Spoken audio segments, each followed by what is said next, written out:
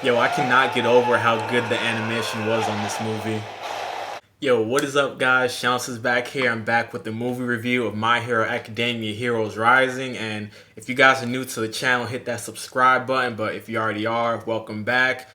Now, I seen the movie. There was a lot of good things about the movie, but there's also some things I didn't like about it. I'm gonna give my overall review at the end. Alright, a basic summary of the movie. You got your Class 1A students like Dekugo, Bakugo, and all the other ones. They're off to an island called Naboo Island, where they're going to be doing some easy hero duties because it's pretty much a crime-free island. So they're going to do some easy work there. And as this is going, the League of Villains is transferring a villain named Nine, and they're stopped by the pro heroes. And shout out to Endeavor because he always goes in all the scenes that he's in. Fire abilities are one of my favorite abilities, so Nine pretty much is able to regroup with his three other teammates, and they pretty much end up on Naboo Island also. So the Class 1A students got to team up together and take out Nine, and they're pretty much able to achieve that at the end now.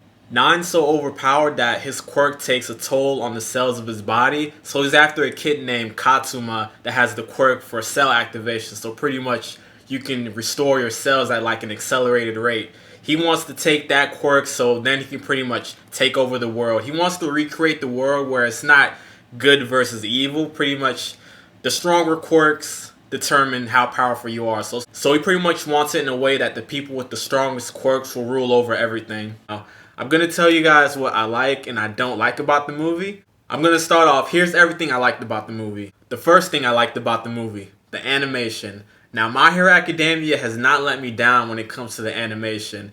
All the fight scenes look beautiful. Nine had an ability where he can pretty much change the weather and like the details on the environment. Bakugo doing his explosion abilities, Todoroki with his ice and fire abilities. Like the animation in this movie looked amazing. The animation on that final fight scene was beautiful also. I'm going to talk about that last fight scene in a minute. The second thing I liked about the movie, the humor. This movie did a good job of landing all their jokes. Nothing was too cheesy or corny in the movie. One of my favorite scenes is where there was this girl named Mahoro, and her quirk is she can set illusions, and she set this giant illusion of Deku that looked extremely funny and goofy, and it had the whole audience laughing. You know, Bakugo was making you laugh with how his demeanor and his facial expressions were and how angry he always gets. Bakugo is one of those characters, you love him and he's always going to make you laugh. The third thing I loved about this movie is every character had their shine in the movie. It felt like they all were pushed to their limits pretty much, especially, you know, Deku, Bakugo, Todoroki, Tokoyami. Every character, like if you have a favorite character and he's not like a main character like Deku or Bakugo, like they got some shine in it too. Everyone got love in this movie, and that makes me happy because I don't like animes where it's all about like the main two characters, like a Naruto or Sasuke or something like that. Even the guy that throws balls out of his head was useful in this movie. The next thing I liked about the movie, you know, I said this in my last reaction video, but Bakugo has been growing on me lately. I remember when I first started watching the anime, he used to piss me off all the time. I just couldn't stand his character, but he's had some of the best character development the show has had. You know Bakugo's getting character development when he says, "We're going to kill you" to the villain. You know, back in the day, he probably said something like, "me" or "be completely selfish," but his teamwork ability with Deku in this movie proves like all the character development that he's gotten. You know, Bakugo is really growing on me. He's becoming one of my favorite characters. You know, it used to be All Might, Deku, and Lemillion, but Bakugo's up there now too. Like he's just continually growing on me. The next thing I liked about this movie, the villain Nine. Now, Nine was badass in this movie. He's pretty much the second coming for All for One. His ability is he can steal other quirks and he can hold up to 9 quirks at once. So that's pretty scary when you think about it. He was pretty much untouchable the whole movie. Like all the strategies that the heroes were using on him, everything was completely useless because the quirks that I've seen him use in this movie was he had a quirk where he can create like a barrier, like an invisible barrier that no one can penetrate at all. And another one where he was shooting these purple beams out of his hands. And the animation on those purple beams looked beautiful, by the way. And he had this blue, watery looking dragon come out of his back. Like Nine had quirks coming out of his pocket. Like, that's how cool he was. He seemed extremely OP in this movie. He was pretty much also able to change the weather and the environment. You know, he was bringing lightning down in the sky, making it cloudy. He was doing some awesome things. Chimera was also badass. He was another member on Nine's group, and I didn't care about the other two. Like, there was one that wrapped, like, bandages around you and take control of, like, non-living objects. He was completely irrelevant to me. I never liked him in the beginning. And then there was this girl who shoots these projectiles out of her hair. Those two characters, I didn't care about. All I cared about was Nine and Chimera, because those two were the highlight villains in the movie for me. The last thing I liked about this movie, you know, everyone's favorite fight scene was probably seeing Deku and Bakugo team up together to take down Nine, but me personally, my favorite fight scene was seeing Todoroki and the others take down Chimera. Now, Chimera had an interesting quirk. He was able to use various animalistic traits, what makes him like extremely physically like brute strong. His strength was OP in this movie. You know, he can pretty much upgrade his strength too. Like he can get wings, horns, and feathers on his bodies, and he can shoot beams and fire out of his mouth. He has some crazy quirks. But Todoroki, hearing something from his dad, he was able to use his fire ability to extreme temperatures, so he pretty much used that idea and used the ice version of it instead. He pretty much took his hand and froze him from the inside when he was about to shoot a beam out of his mouth. So it was like he froze from the inside out, and this was so badass of Todoroki. Todoroki hasn't been getting that much shine in the anime lately, but seeing him do something like this in the movie, it made me extremely hyped. Like, I love seeing that scene. You know, Nine and Chimera, I really love those two villains. Now, for the things that I didn't like about this movie, and this is kind of one of the reasons why I don't take anime movies that seriously, because sometimes it messes with the logic of the regular anime.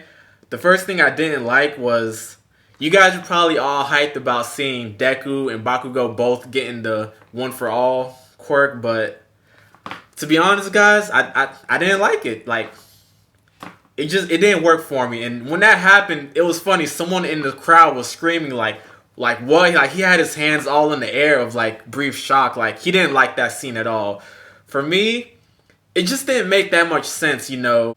When Deku received the ability from All Might, he had to pretty much train for about 10 months and pretty much ingest a piece of All Might's DNA to be able to pass the quirk on. It was pretty much like, here Bakugo, take it. And that was pretty much simple as that. Like, it seemed like Bakugo didn't have to like adjust to it or like train for it. Like, he was pretty much naturally good at it, which to me, that made no sense at all.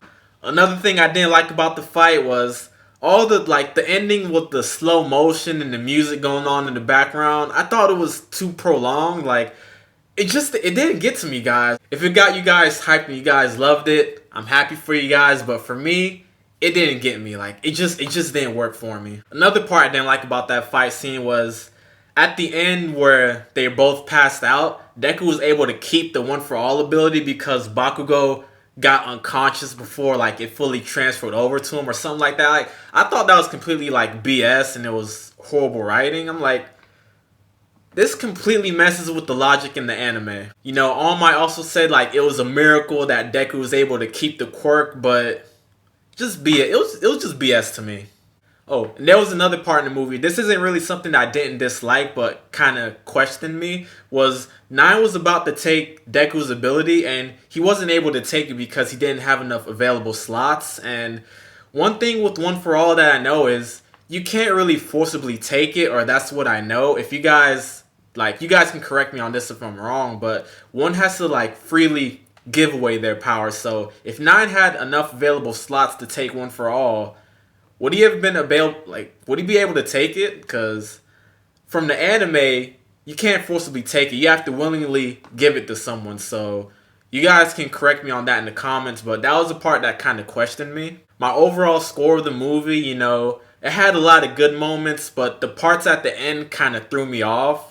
My final score, I'm going to give it a 7 out of 10, you know. I thought the first movie was a lot better, and I heard the author wasn't going to make another My Hero movie, and if it's like inferior to this one, I'll understand. Like, I don't want it to get any worse than this because I thought the first movie was really good. This one was average. So that was my overall review of the movie. You guys should still see it if you're a My Hero fan. Oh, one last thing. Shigaraki, you are one cold-blooded villain. You pretty much shatter the dreams of all the other villains out there. At first, Overhaul, you stood over him, you took his hands away, you destroyed everything that this man worked for. And in this movie, it's the same thing with Nine, but the difference is Nine is completely disintegrated away, so he's pretty much dead this time.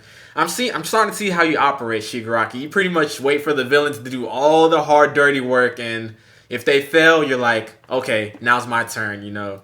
Shigaraki, you're cold-blooded, but I respect you for that. And that was my review of the movie. I still think you guys should go see it. You know, let me know what you think in the comments section. And peace and smash. Also, I did not forget in the movie 9-Ton Deku that he has the ability to use multiple quirks. If Deku can use multiple quirks and master his one-for-all abilities, he'll be extremely OP now. I don't know how it will fully work. Like, would he be able to use the quirks from the previous users for one-for-all? I'm not sure, but I'm curious to learn more about that. I hope that's something that's actually canon in the regular manga and anime. You manga readers probably know something by now, but that really caught my attention. So I can't wait to see, like, in the future what the anime and manga does about that. But alright guys, smash again.